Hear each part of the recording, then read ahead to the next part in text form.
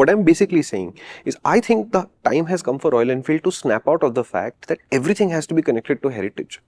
At some point, Triumph had to make this decision also. And they said, we are a big enough brand to be able to contain retro and contain modern and find a balance between the two. Right? And in some ways, Triumph can get those balances things wrong also. I mean, look at the Speed 400.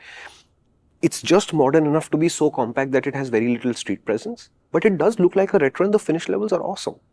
And there is a balance to it. And obviously, some people like it and some people don't, and that's fine. But this thing that we're going to be more modern, we're going to put 17, it's almost like when the 17-inch wheels arrive, Royal Enfield turns into Superman and the 17-inch wheels are immediately the kryptonite. Triumph is a good analogy because it's the same kind of brand, right? Yeah. Triumph, historic, everything. Yeah. But they have the heritage side, which is all the Thruxtons and whatnot. Correct. And there is no conflict in your head saying that, look, the Thruxton and the Street Triple can't come from the same company. None at all. Right? You're desperate for the Daytona 660, the original Daytona, not this new one. You're saying the Daytona 675 belong to this brand as much as all of their retro roadsters. And you see no conflict in this. You see no issue adopting the Tiger as a representative of what the Triumph brand is. So I don't understand why Royal Enfield is struggling with this so much. This is an opportunity lost clearly for me because I thought this would take them into a different direction. This would give that new sheen to the brand, which would get more kinds of mindsets into the family as well. Yeah, it's again, think about it. When they did the Hunter, my disappointment with the Hunter is that the Hunter says, go faster, we love it. Go faster, we love it. When you go faster, the J series doesn't have it. Done. And done, right? The GRR is the same thing again. I ride the Guerrilla and I'm excited. Wow, so much torque, sounds so great. And when you start pushing it, you're like, hey, wait, it's not as aggressive as you think it will be. The engine is, but the frame is not. And is it not competent? Because yeah, it is competent, but it's not enthusiastically saying, come on, bro, let's do this. Again, we are deeply in the Royal Enfield brand minefield, as it were. I think most of you who ride the Guerrilla will reasonably have a good feeling about it. Okay, dokie. In fact, I wish they'd build a more aggressive version of this called the GRRR.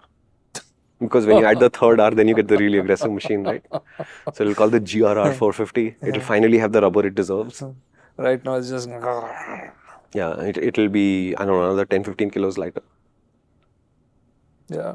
I would expect the weight saving also to be more. Considering the Himalayan had so much plumbing on it.